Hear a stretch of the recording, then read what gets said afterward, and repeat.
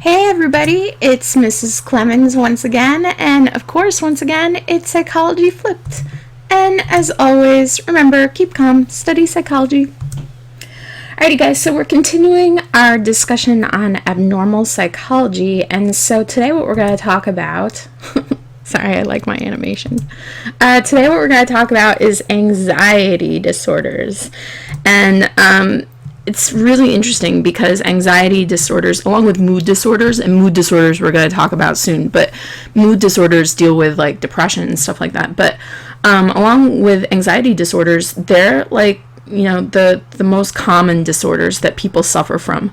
And anxiety disorders and mood disorders are also the most common disorders that teenagers suffer from. And anxiety disorders, they found, are definitely on the rise with teenagers. So pay attention. On this slide, guys, I don't know why it's not animating, but on this slide, all you need to write is anxiety-based disorders. So if I look at your notes and I see you wrote the whole thing, I know you didn't listen to me. And so you missed this wonderful piece of wisdom. Hang on. Let me come up with a piece of wisdom that you would have missed if you're not listening to me. I don't like Doritos. There you go. That's the wisdom that you have missed if you're not listening. Of course, you are listening, so now you know I don't like Doritos. And you probably think I'm a communist. I'm not, though. Alright, so guys, if you have anxiety disorders, you respond to certain objects and situations with fear or dread, and you have some of those physical signs of anxiety or nervousness. And so, like, when we talk about panic attacks, we'll talk about, having that heart, the rushing heartbeat or the sweating or things that go along with those lines. And it's diagnosed if your response is not appropriate for the situation. So I always talk about my fear of bridges. It's not appropriate, okay? Like, it doesn't make sense logically and rationally to be afraid of bridges.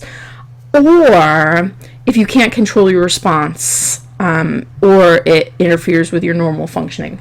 So yeah, like there was a time when, just seeing a sign for a bridge, my heart would start racing. So and I didn't say go get it heart, it just kind of happened. All right, so hey, animation's working again, yay. All right, so let's talk about a few of these anxiety disorders. So the first one, sometimes you actually see commercials now for medications, prescriptions for this, and they refer to it as GAD. So it's Generalized Anxiety Disorder.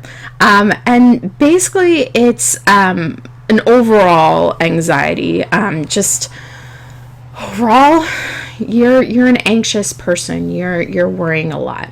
Now, one of the things that we'll kind of talk about as we talk about these disorders is there's this thing called comorbidity, which, oh my God, I'm not going to test you on. But just for those of you guys that are really interested, what happens is a lot of times when people have things like this, that they're generally anxious, well, it's not fun to be generally anxious, and you start to kind of feel bad about it, and what ends up happening as a result? Yes, what? Oh yeah, depression. So it's weird, how one disorder will actually lead to another disorder, and depression is one of the really common ones that happens. So basically, you have anxiety, it leads to panic, which leads to depression, which leads to more anxiety, which leads to more panic, which more depression, and it just kind of keeps going. All right, phobic disorder. I have to tell you, I think this one is not fun. But people are obsessed with it. On the bottom here, if you want to kind of look up phobias, people love, their favorite one that everyone loves to look up is the phobia for long words, which happens to be a really long word. So I don't know if the namer of that phobia was just haha, I'm messing with you, but so it's a severe anxiety focused on a particular object, activity, or situation. So I definitely used to, maybe a little bit, little bit, have a phobia of bridges. I think I maybe mentioned, I had a student that had a phobia of butterflies. I know people that have had phobias of snakes or spiders, or, basically, I mean, if there's a thing that you can have a phobia of, if there's a thing that exists, people have a phobia of it. So if you really, seriously, if you want to entertain yourself, go to phobialist.com and enjoy reading the list of phobias. Now, this one is the one that I think is kind of the worst out of the anxiety disorders that we talk about. A panic disorder is when you have a sudden and unexplainable attack of fear. So basically, you'll have the reaction that you would have to a phobia. So, all right, so let's say you have arachnophobia, all right, you're afraid of the spiders, or you have agoraphobia, you're afraid of leaving your house. And so, yeah, your heart might race, you feel like and your chest will tighten, and you feel like you're having a heart attack, and, you'll start perspiring, and, you might get numbness in your extremities, like your hands or your feet. You have a hard time breathing. You're trying, to catch your breath. Now that's, all right, so phobic disorder, okay, I see the spider, I have that happen. I can avoid the spiders, so then I don't have that happen. Well, if you have a panic disorder, you could be anywhere and just have that happen. There's not, sometimes stress will tip it off, but generally, I mean, because you have this, it's a disorder, it can happen anytime, anywhere. You could be, having fun with your friends, you could be at home, you could be wherever. And so again, when we talk about comorbidity, people that have panic disorder tend to then develop things like agoraphobia. Then they just become like generally, anxious because, oh my God, when am I going to have another panic attack? And then they also become depressed because they're like, oh my gosh, I can't do any of the things that I want to do. Blah.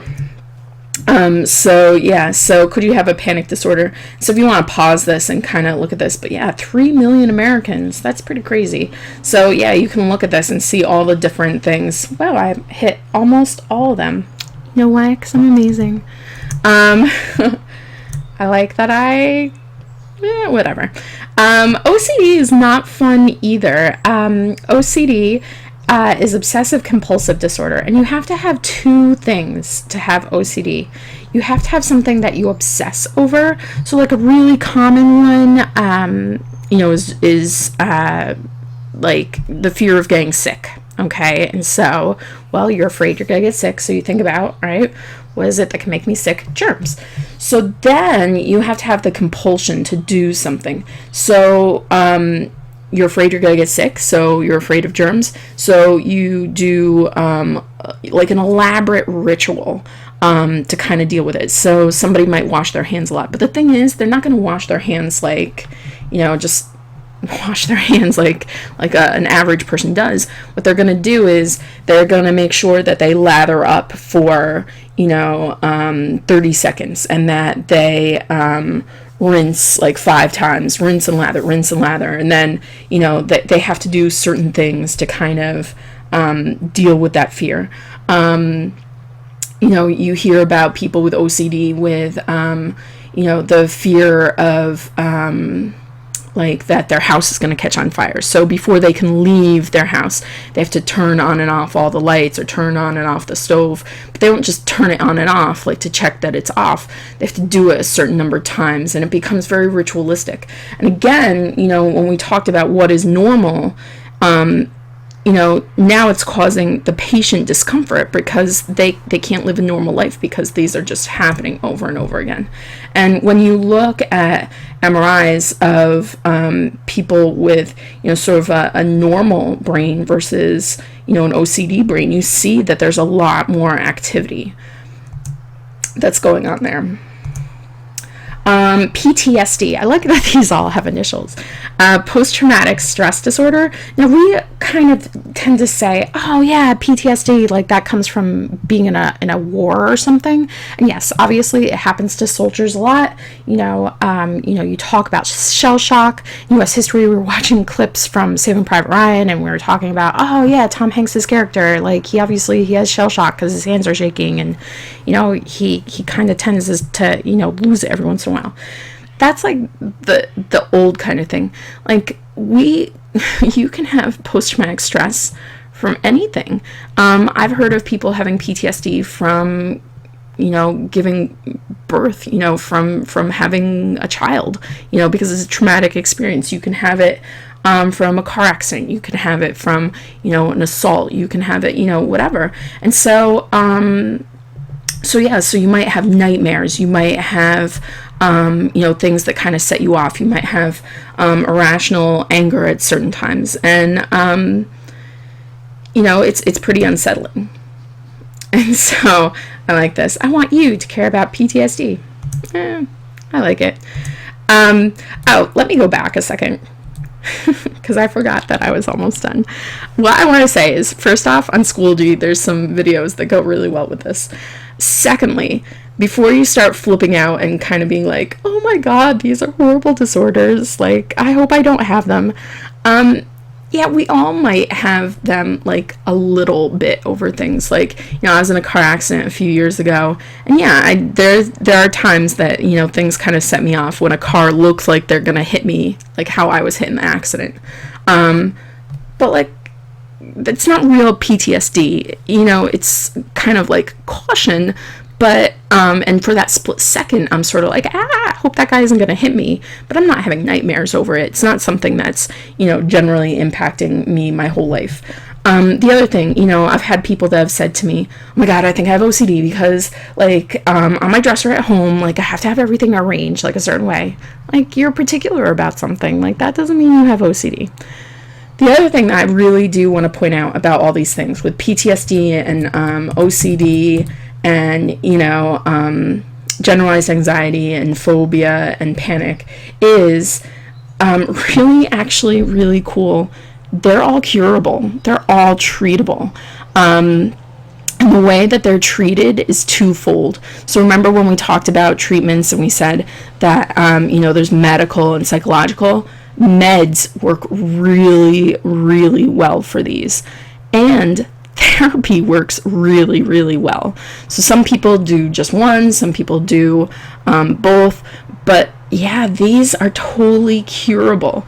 And just, for me to kind of say, like, yeah, like, I used to be at the point where I could not go across any bridges, and here I am, I don't like it. I'm not like, hey, take me across the bridge, but, I'm never going over the walkway of the Hudson, but, like, yeah, guys, like, they're totally curable. So, before you start getting all depressed with your comorbidity, really know that they're curable and, treatable, and that all of us kind of have a little something wonky going on, so you're okay. Alright guys, well that was Psychology Flip today for anxiety disorders. Tune in tomorrow for the next installment. Who knows what it'll be? Don't be anxious. It'll be amazing.